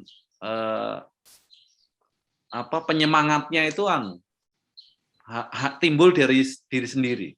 Belum ada semacam kayak dari sekolah, sekolah harus gini gini. Itu yang saya waktu itu kelihatannya belum nemukan gitu ya. Mungkin sedikit banget ya. Setelah mungkin setelah kelas 3 itu aja kita baru mikir, wah ini kita kelas 3 ini harus nggak mungkin kayak gini terus, mesti harus sudah mulai berubah, insaf segala kan, karena harus masuk sekolah apa universitas yang bagus gitu kan. Jadi zaman kepemimpinan itu kelihatannya ya mungkin ya seperti Pak Darto tadi, mungkin mulai dari ketua OSIS waktu itu ya mungkin mandiri, mungkin ya kita juga merasa mandiri juga setelah berjalannya waktu. Mungkin itu yang saya bisa share. Oke, terima kasih. Ini kita sudah hampir tiba di akhir diskusi ya Pak, ya, akhir obrolan. Kalau Pak Toto sendiri terakhir ke SMA 6 kapan ini Pak? Oh, oke. Kalau ditanya, kemarin minggu lalu saya lewat. Oh, alhamdulillah. Tapi sudah Jadi, masuk gitu Pak? Masuk ke SMA 6-nya itu terakhir kapan Pak? Masuk. Nggih. Oh, masuk ya waktu ada reuni tahun berapa ya itu ya? Kan sebelum COVID ini kan reuninya kan di sekolah kan, itu saya ada. Oh, alhamdulillah. Tapi pas masa COVID ini kan nggak ada kan. Tidak ada kegiatan, nggih. Tapi waktu reuni yang sebelum COVID itu pintu gerbangnya masih menghadap ke Jalan Kahar Muzakar ya, Kahar Muzakar. Iya. Tapi kemarin minggu lalu saya mungkin apa nggak ngeh ya, waktu lewat, sudah pindah ke Jalan Terban. Sebenarnya itu dua-duanya dibuka Pak, pintu selatan maupun barat. Begitu. Memang jadi kalau ya memang ada 2 pintu, seperti itu. Hanya saja selama pandemi itu memang cuma 1 pintu yang difungsikan di depan SMP 8. Dan pada saat ini sudah mulai tatap muka terbatas, 2 pintu itu difungsikan kembali. Jadi yang di depan Pasar Terban juga difungsikan, yang di depan SMP 8 itu juga difungsikan begitu. Nah, SMA Negeri 6 Yogyakarta sekarang ini kan punya tagline The Research School of Jogja, Bapak. Jadi kita jadi rujukan siswa-siswa yang ingin mengadakan penelitian, bahkan kita sekarang juga menyandang predikat sekolah kewirausahaan, sekolah adiwiyata. Kita banyak mendapat predikat dan anak-anak kita juga banyak yang berprestasi ya Pak ya, baik di regional, di lokal, regional maupun nasional. Bahkan hampir setiap tahun sebelum pandemi, bahkan kemarin pandemi ini juga ada siswa kita yang dikirim ke luar negeri untuk mengikuti suatu kompetisi, entah itu penelitian, kemarin juga ada robotik. Nah, melihat kondisi SMA 6 yang sekarang ini, tanggapan Bapak, Pak Darto dan Pak Toto ini bagaimana Pak? Ini ya, saya bersyukur diundang dalam virtual hari ini ya. Tapi untuk melanggengkan silaturahmi ya, ada baiknya dari kepala sekolah itu meng-invite kita, alumni, guru, lalu alumni guru SMA 6 untuk dalam satu back group ya, boss group ya. Kita di-invite saja ya. Grup WhatsApp gitu ya Pak ya? Apa? Grup WhatsApp gitu atau bagaimana Pak? Ya, WhatsApp group. Saya anggota WhatsApp group dalam banyak sekali ya Pak, dengan para pejabat, dengan RI1 dengan kepala banyak sekali lah saya ini ya, dengan partai saya, dengan mungkin ada 20 WhatsApp group saya ini. Iya. Nah, kalau ada WhatsApp group daripada SMA 6 yang para alumni, guru, lalu bahkan siswa yang mau ikut, welcome ya. Saya ingin tanya sekarang, ini virtual diikuti oleh berapa orang nih? Virtual karena kita ini tapping Pak, jadi nanti ini kita rekaman dulu, kemudian nanti hasil rekaman ini diedit, ada soundtracknya di depan, kemudian di belakang juga ada ini, kemudian ditayangkan di YouTube Pak. Jadi nanti setelah di YouTube biasanya akan disaksikan oleh banyak orang. Terakhir podcast kita itu ada yang mencapai 1.500 orang yang menonton. Jadi kita punya YouTube SMA, khusus YouTube SMA 6, kemudian itu nanti linknya dibagikan dan bisa dilihat oleh semua orang Bapak. Ya. Begitu. Kalau mau update aja Pak Darto. Kalau berkenan sebetulnya kita sudah ada Pak WhatsApp group tadi yang Bapak cerita untuk yang wakil-wakil ini angkatan, alumni maksudnya, alumni wakil-wakil angkatan. Jadi memang mulai dari sejak yang baru lulusan 2000 sampai yang Mas Sabta itu juga ada. Mas Sabta 72 ya. Nah, itu ada wakil-wakil angkatan. Kalau berkenan mungkin saya bisa add di wakil angkatan itu tadi, Pak. Wakil alumni angkatan. Karena kalau grup yang lainnya banyak, Pak. Macam-macam. Yang 6C ya, Pak ya? Yang SMA 6 itu ada banyak. Angkatanku Muroji, Dirjen Sosial sudah tidak ada. Oh, iya. Lalu ada duta besar beberapa, Dadang Iskandar, duta besar di Perancis sudah ada. Lalu, wah, umumnya sudah tidak ada kalau angkatan saya. Umurnya 85-an ke atas malah. Yang paling muda dulu di SMA itu termasuk paling muda. Oke. Mungkin nanti bisa bergabung dengan Pak Toto dalam satu WhatsApp, Pak, sama-sama wakil angkatan aja, Pak. Iya, jadi Pak Darto sebagai wakil alumni tahun berapa berarti ya Pak ya, alumni tahun 55. Oke. Begitu. 55, jadi Mas Toto isi cilik waktu itu. Belum lahir, Pak. Oh, aku mesti lahir. Tahun saya 67 Pak lahir saya. Oh ilah. 67. Saya lahir tahun 85 Pak. 5 itu 45, 63 tahun yang lalu ya terus ya. Lahir 67 saya lahir. Luar biasa ya, kita mendatangkan alumni yang sangat luar biasa ini. Image-nya image yang lain yang positif. Misalnya ya bisa saja mengarah yang tadi riset, kemudian ekstrakurikulernya yang yang hebat misalnya kayak tadi, apapun lah itu. Misalnya SMA yang juara apa tuh? Ketoprak atau bukan ketoprak ya. Apa tuh? Teater, Pak. Musik ya. Musik kan SMA 6 kan setahu saya kan dari dulu musik ya. Ya. Musik, seni itu kan kuat ya. Jadi itu harus ditonjolkan juga.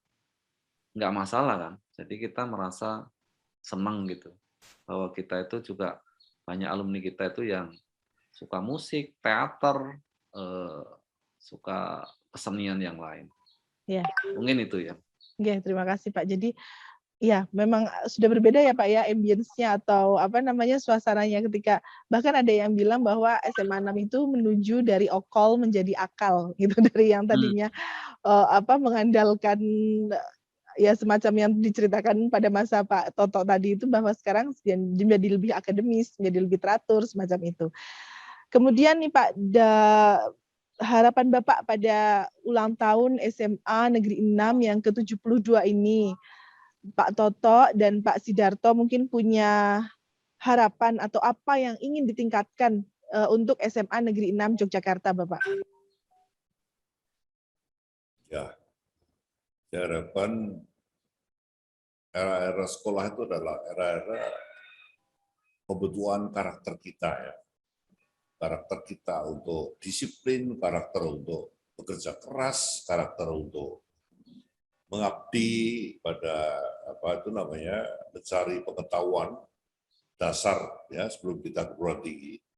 Itu adalah saat-saat muda kita itu ya. Jadi kita harapkan supaya saat sekolah itu betul-betul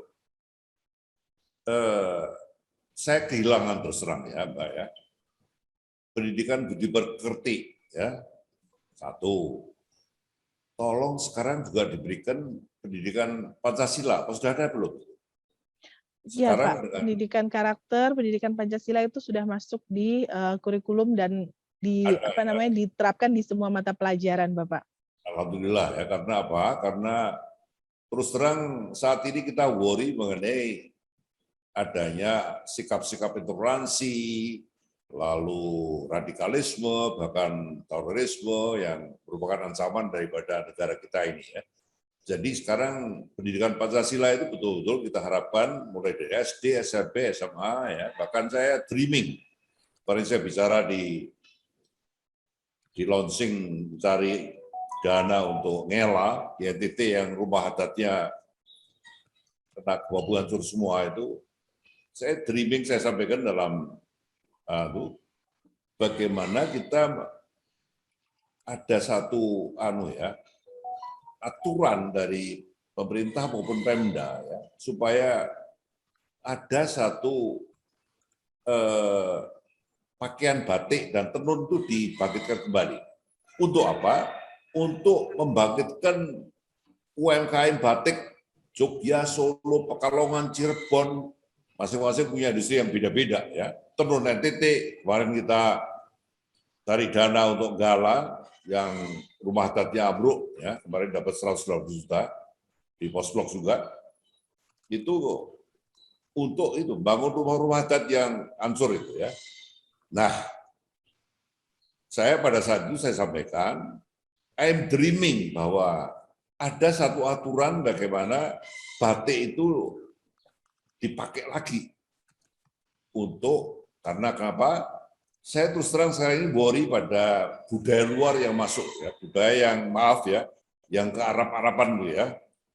Bagi saya hijrah itu adalah dalam perilaku ya, tidak sekedar dalam pakaian ya.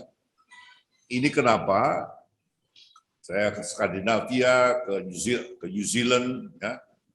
Saya di Interpol saya 6 tahun, jadi saya banyak luar negeri ya, mungkin di Afrika aja beberapa negara Afrika saya datangi ya. Itu saya lihat bahwa sekarang ini ya, di Skandinavia itu gereja-gereja itu kekurangan umat. Tapi at the same time, lapas juga kosong. Karena zero corruption di sana. Walaupun soal ritual, kita ini jagonya lah, menang lah kita ini. Kita ini kalau di masjid kan luber kan kita itu.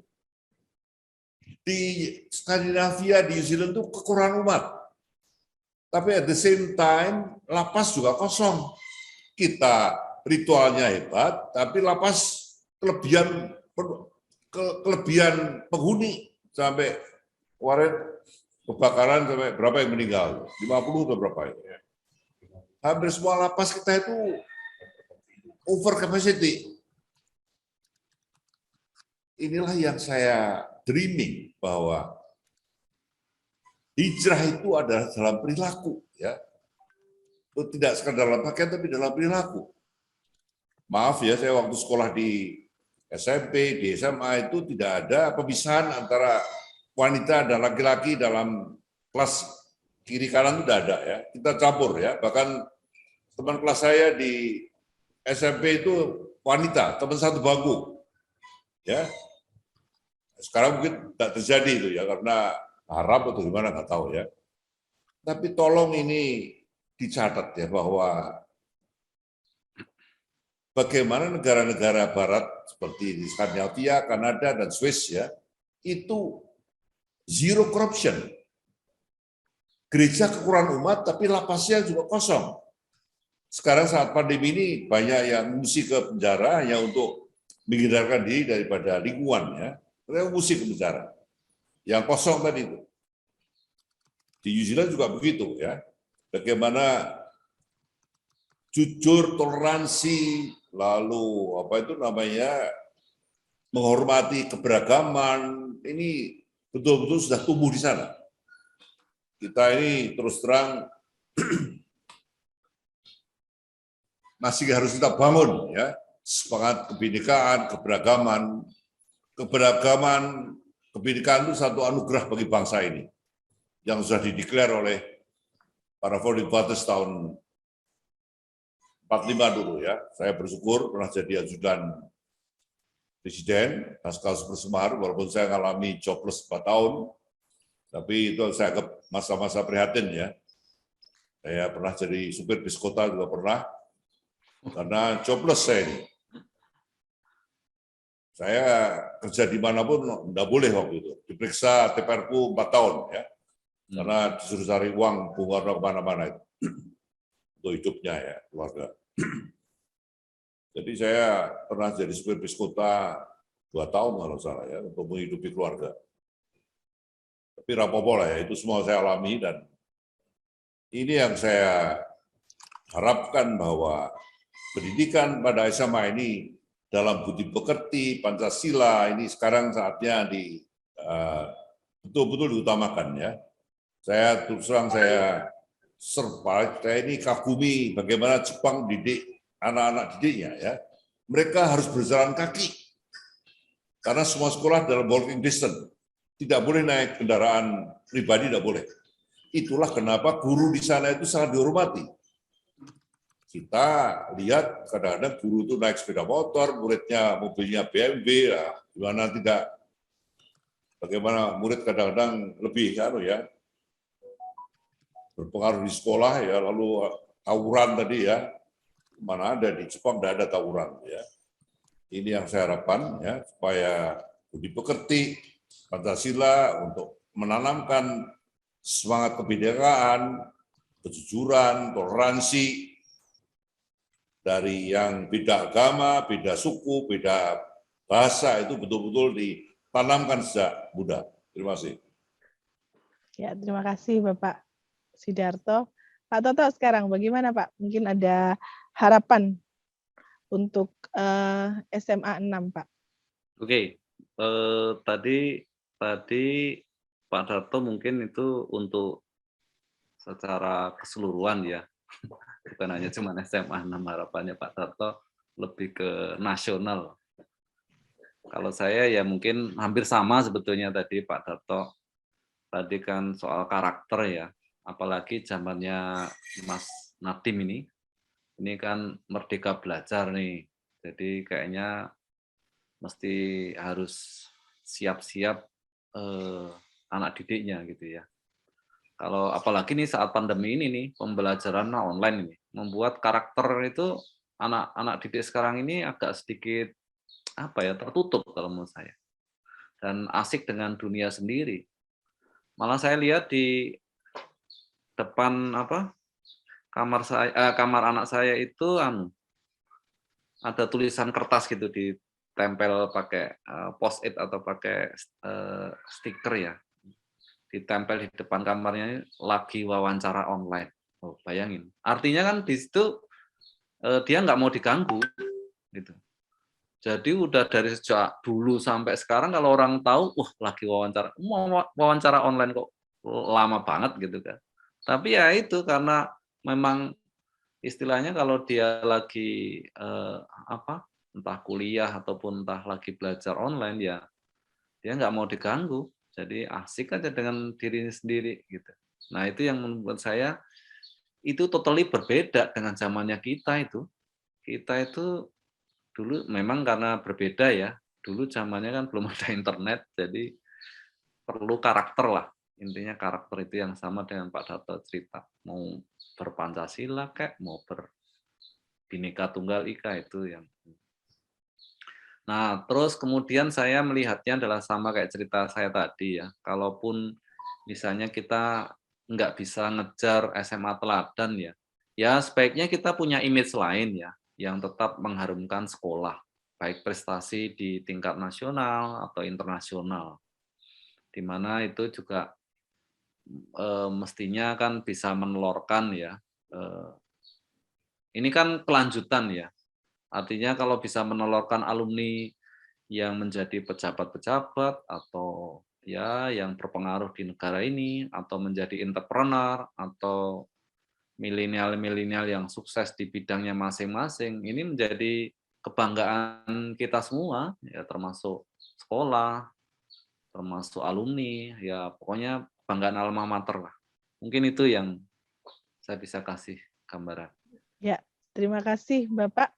Oke, untuk Pak Darto mungkin Terima kasih. dipersilakan Pak. Ini ya, tadi saya nyambung Mas Toto tadi ya, bahwa anak-anak sekolah sekarang masa pandemi ini banyak dalam virtual, digital ya, bahkan kamar ini tempel lagi sibuk webinar begitu ya. Nah, ini yang saya agak was-was ya, bahwa era digital ini dengan tiap anak punya punya HP ya, itu banyak lebih bergaul dengan media sosial ya. Bukan bacaan-bacaan yang utuh ya, buku atau surat kabar yang based on data yang lebih kredibel. Medsos itu 90% itu hoax.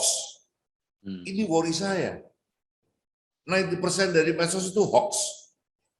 Jadi anak-anak kita yang sekarang masa pandemi ini belajar online ya, itu banyak bergaul dengan hoax ya, maaf ya. Hoax dengan segala macam isinya itu. Jadi kita sebagai orang tua, sebagai kalau saya sebagai kakek, buyut memang punya buyut sudah ya. Itu betul-betul kita ini harus memberikan satu apa itu namanya dalam grup keluarga saya selalu wanti-wanti bahwa tolong pandai-pandai memilih apa itu namanya informasi-informasi yang menyesatkan. Dia aja dididit saja lah setelah itu menyesatkan. Kadang-kadang ada posting dari susu saya yang begini, saya bilang ini hoax. Delete, ya sudah. Saya sebagai kakaknya itu kadang-kadang saya agak galak di sini ya. For the sake of anak cucu kita supaya dia cerdas membaca apa itu namanya kondisi saat ini. Terima kasih. Ya, terima kasih Pak Darto. Sebagai informasi juga Bapak menanggapi yang tadi itu, alhamdulillah pemerintah DIY maupun Kota Yogyakarta itu sekarang salah satu usaha untuk melestarikan budaya busana itu setiap Kamis Pahing kami menggunakan busana adat Gagrak Yogyakarta, Pak. Jadi iya, setiap Kamis Pahing baik guru maupun siswa itu harus menggunakan pakaian adat Jawa Gagrak Yogyakarta. Jadi harus pakai Itu apa itu, Pak ya? Gimana, Bapak? Kebayanya boleh lurik, boleh yang tangkeban atau yang kalau guru boleh kudu baru itu, kemudian pakai jari, pakai selop. Siswanya yang laki-laki juga seperti itu, pakai surjan, pakai belangkon, pakai kain, dan pakai selop begitu. Itu setiap hari Kamis Pahing, Bapak. Kamis Pahing. Oh, top. Setiap Kamis Pahing. Kebetulan bangsa itu bagus. Ya. Jadi kalaupun ada yang masih salah, misal anak yang pakai jari tapi masih bersepatu atau masih pakai surjan kok pakai celana nggak pakai jari, itu nanti pasti dapat teguran untuk kedepannya harus benar-benar menggunakan Gagrak Yogyakarta yang benar itu seperti apa, seperti itu. Sejak kapan, Mbak? Sejak kapan, Mbak? Kamis Pahing ini sudah beberapa tahun, Pak. Kalau saya tidak salah ingat itu sudah sekitar tahun 2013 atau 2014 begitu, Pak. Sudah lama, Pak. Lama dong. Iya, jadi setiap Kamis Pahing itu, Pak. Bahkan tidak hanya di lingkungan sekolah, tapi lingkungan pemerintah juga.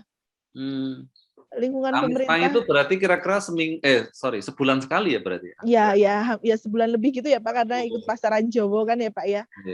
Idealnya seminggu sekali, Mbak. Seminggu sekali.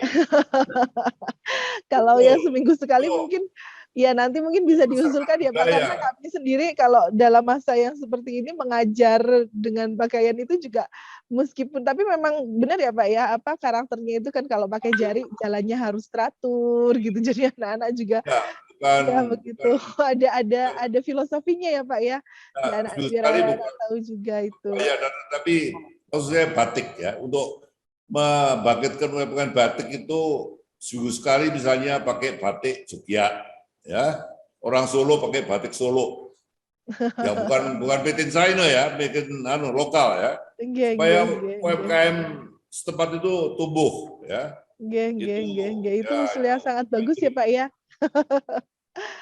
Terima kasih. Terakhir Pak, sebagai closing kita dari Pak Sidarto maupun Pak Toto, mungkin ada pesan khusus dan ucapan selamat ulang tahun untuk SMA Negeri 6 Yogyakarta, kemudian pesan khusus untuk para junior-juniornya yang ada di sini, semoga nanti bisa diterapkan, dan ini kan siaran ini nanti disaksikan oleh Sobat Muda Wijaya. Kalau kita bilangnya para audiens podcast ini namanya Sobat Muda Wijaya, Pak. Oke.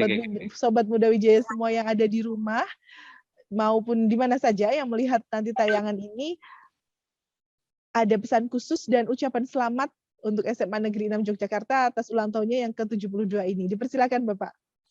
Ya. Saya Sidarto Terusbroto, saya alumni SMA 6C tahun 55. Dalam kesempatan ini saya menyampaikan selamat ulang tahun ke-72 untuk sekolah yang saya banggakan. Semoga sekolah SMA 6 tetap menjadi tempat lahirnya para pemimpin-pemimpin di masa datang. Ya, ini saya harapkan dengan anak-anak, adik-adik supaya belajar sebaik mungkin ya untuk menimba ilmu, ya, menimba karakter sebagai orang Indonesia, ya, yang menghormati Pancasila, menghormati Undang-Undang Dasar, menghormati NKRI, menghormati kebinekaan. Ya, ini yang kita harapkan. Terima kasih. Baik. Terima kasih. Untuk Pak Toto, dipersilakan Bapak. Oke. Apa namanya? Tadi ini ya, untuk junior-junior atau gimana tadi, Mbak? Ya, ucapan selamat ulang tahun dan pesan khusus untuk para junior-junior, Pak. Oke. Jadi, saya kenalkan lagi, saya Toto Sujantoro, alumni tahun 1986 ya. Ya, tadi saya sudah ceritakan bahwa saya ikut bangga menjadi bagian dari alumni ataupun bersekolah di SMA 6 Jogja, dan saya mengucapkan selamat ulang tahun ke-72 ya untuk sekolah SMA 6 Yogyakarta. Dan saya lihat adalah SMA adalah jenjang have fun ya menurut saya. Jadi menurut saya jenjang have fun ini tentunya buat sobat-sobat Muda Wijaya tadi ya, sobat-sobat Muda Wijaya itu bisa dimanfaatkan dengan baik ya. Apalagi zaman pandemi ini dilakukan hampir kebanyakan di rumah, sehingga kita bisa lakukan tentunya kreativitas sendiri-sendiri di rumah gitu ya. Materi ataupun tata caranya ataupun apapun informasinya itu sudah banyak di internet. Tinggal kita mencari dan mencoba saja menurut saya. Activity-nya yang kita atau kreativitas yang kita bisa lakukan.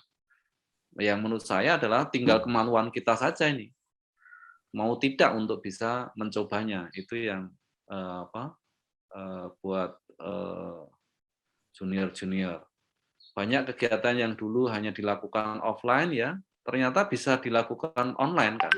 Malah saya melihat seperti kegiatan yang online seperti ini aja ini, kita ini dilakukan dengan gampang ya. Coba kalau offline itu, mungkin saya sama Pak Darto mungkin nggak bisa kali ketemu kayak gini.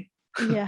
Atau mungkin dari SMA sekolah yang sekarang di Jogja itu susah itu mencari Pak Darto, ini langka ini maksudnya, waktu yang langka dan susah maksud saya, karena kesibukan Pak Darto dan juga kesibukannya beliau lah. Jadi dengan adanya online ini juga kita ambil hikmahnya juga, bahwa kita bisa duduk bersama dan bisa berkumpul dengan tokoh-tokoh nasional ini yang sangat inspiratif. Jadi tentunya jangan terlalu menjadi beban untuk junior-junior, tetap kita have fun dan semoga banyak alumnus dari kita yang mempunyai istilahnya menjadi yang bisa kita banggakan lah buat negara ini. Mungkin itu aja. Terima kasih. Baik, terima kasih. Sampai juga kita pada akhir diskusi kita atau sharing session with inspiring alumni of SMA Negeri 6 Yogyakarta. Terima kasih atas kehadiran Pak Sidarto dan Pak Toto. Senang sekali kami dari pihak SMA Negeri 6 Yogyakarta dapat berbagi bersama Bapak yang luar biasa ini, alumni yang sangat menginspirasi. Terima kasih atas waktunya yang diberikan dan kesempatannya kepada kami untuk berbagi pengalaman dan berbagi cerita bersama para Sobat Muda Wijaya semua yang ada di sini. Baik, Sobat Muda Wijaya, demikianlah sharing session with inspiring alumni of SMA Negeri 6 Yogyakarta dalam 6C Podcast kali ini. Kita jumpa lagi di 6C Podcast edisi berikutnya. Salam. Terima kasih Mbak. Terima kasih Madam. Terima kasih banyak Terima kasih, Bapak. Pak Darto, atas Terima kasih waktunya banyak ini. Pak Darto atas waktunya, Pak Toto. Ya. Mohon Salam maaf sehat. ya Bapak atas kekurangan saya. Kalau misal ada salah kata yang tidak berkenan, saya mohon dimaafkan Bapak. Ya. Salam sehat semuanya. Salam sehat. Salam Sehat selalu, sehat Bapak, Bapak. sehat selalu Bapak.